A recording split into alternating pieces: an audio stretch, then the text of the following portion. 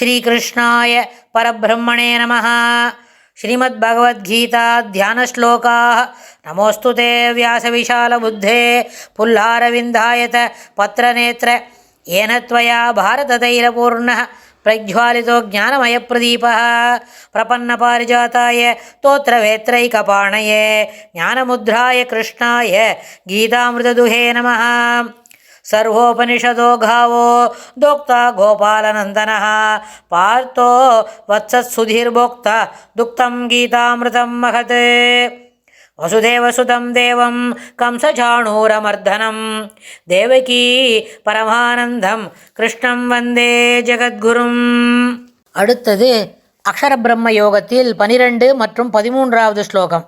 சர்வத்வாராணி சம்யம்ய மனோஹிருதி நிருத்ய ச மூர்தன்யாதாயாத்மனः பிராணமாஸ்திதோ யோகதாரணாம்.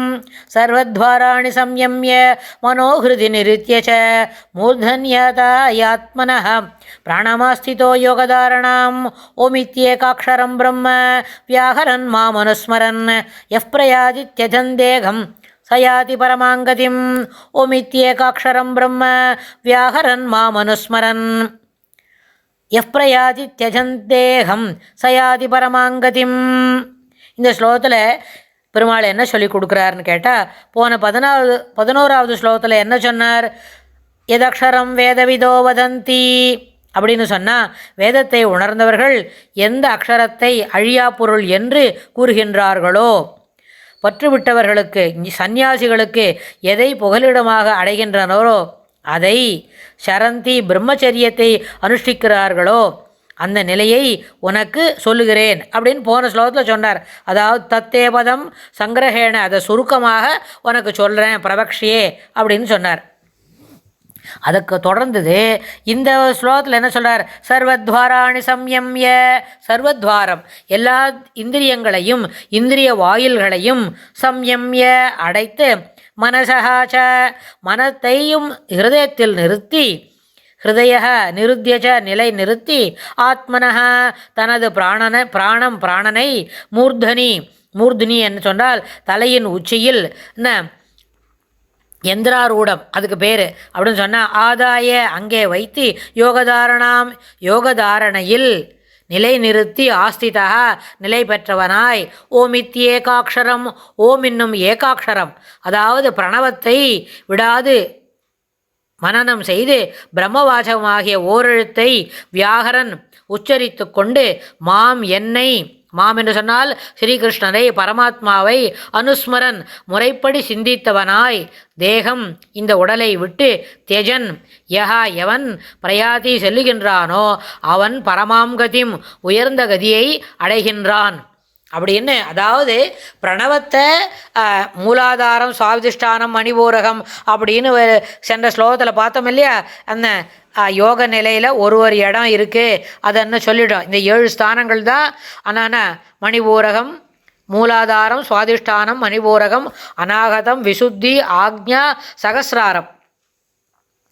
ஆக்ஞா சக்கரத்தில் இருக்கிறத காட்டிலும் சகசிராரத்தில் பிராணனை நிறுத்தி அங்கேயே நிலை பற்றி விடாது பிரணவத்தை ஜபித்து கொண்டு முறையாக பிராணனை விடுபவன் உயரமான, தட் இஸ் மிகுந்த உயர்ந்த பரமாங்கதியின் உயர்ந்த கதியை அடைகிறான் அப்படின்னு சொல்லி கொடுத்தார். அதாவது பிரணவ உபாசனை, ஓங்கார உபாசனையால் கிரமமுக்தி ஏற்படுகிறது. ஓங்கார உபாசனையின் விரிவு என்ன பண்ணுறது? பிரஷ்ன உபனிஷத்தில் 5வது பிரஷ்னத்திலையும் சொல்லப்படுகிறது. அதே மாதிரி கட்டோபனிஷத்திலும் 24, 25 அந்த இதில் பார்த்தா தெரியும். பிரணவாகாரத்தை அடிப்படையாக வச்சு ஓங்கார உபாசனை எப்படி செய்ய வேண்டும் அப்படின்னு. அதில் தான் அந்த மகாவிஷ்ணு பற்றி சொல்லணும். நாராயணம் எப்படியெல்லாம் இருக்கணும் அப்படின்னு கேட்டால், அஷ்டாட்சரம் நம்ம ஜெபிக்கிறோம் இல்லையா, நம்ம ஆச்சாரியர் நம்மளுக்கு சொல்லி கொடுத்துருப்பார். அதாவது சமாஷ்டம் பண்ணிக்க செய்வோம், சரணாகதி பண்ணிக்க செய்வோம், அஷ்டாட்சரம் சொல்லி கொடுத்துருப்பார், துவாதசாட்சரம் சொல்லி கொடுத்துருப்பார். அந்த அஷ்டாட்சரம் எப்படி? பிரணவம் ஒரு எழுத்து, நம என்பது 2 எழுத்து, அப்புறம் என்ன பஞ்சாட்சரம், அது பிரம்மஸ்வரூபம், அது 5 எழுத்துக்கள். அப்படி தான். அதுதான் தாரசார உபனிஷத்து இப்படி தான் சொல்லறது. அது என்ன? இதெல்லாம் நம்ம அனுசரித்து உபதேசம் பெற்றுக்கொண்டு சொல்ல வேண்டும் அப்படின்னு அந்த அஷ்டாட்சரத்தை சொல்லறதுக்கு இப்படியெல்லாம் ஒரு சிறப்பு தன்மை இருக்குது. அதை தொடர்ந்து ஜபிச்சுட்டு இருக்கணும். அப்புறம் பிரம்மச்சரியம் என்பது ஒருவன் 12 வருஷம் தொடர்ந்து அதை பிரம்மச்சரியத்தை தொடர்ந்து கடைபிடிப்பானாயில் அரிய சக்திகளை பெறுவதற்கு வாய்ப்புண்டு. அப்பொழுது மேதை நாடி என்கின்ற புதிய நரம்பு ஒன்று சரீரத்தில் உற்பத்தியாகும். அதனால் ஒருவன் எல்லா விஷயங்களையும் ஞாபகத்தில் வைத்து கொள்ளலாம். படிக்கும் பொழுதே புரிந்து கொண்டே வரும்.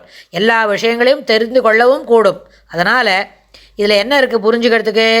எல்லாவற்றையும் மனதை ஒடுக்கி நம்முடைய வெளி விவகாரங்களிலிருந்து என்ன பண்ணணும், இன்ட்ராஸ்பெக்ஷன் அப்படின்னு ஒரு வார்த்தை சொல்லுவோம் உளவியல்ல. அதாவது தன்னைத்தானே உணர்ந்து கொண்டு தன்னிடத்தில் எதுபோல செயல்களை நாம் சிறப்புப்படுத்திக் கொள்ள வேண்டும் அப்படின்றத புரிஞ்சுட்டு அதுபோல் நிற்கணும். அது உன்னை உத்தமமான கதிக்கு இட்டு செல்லும் அப்படின்னு இந்த ஸ்லோகத்தில் பெருமாள் சொல்லி கொடுக்குறார். அடுத்தது 14வது ஸ்லோகத்தில் இன்னும் என்ன சொல்லித்தராருன்னு நம்ம பார்க்கலாம். ஸ்ரீ கிருஷ்ணாய துப்யம் நமஹ.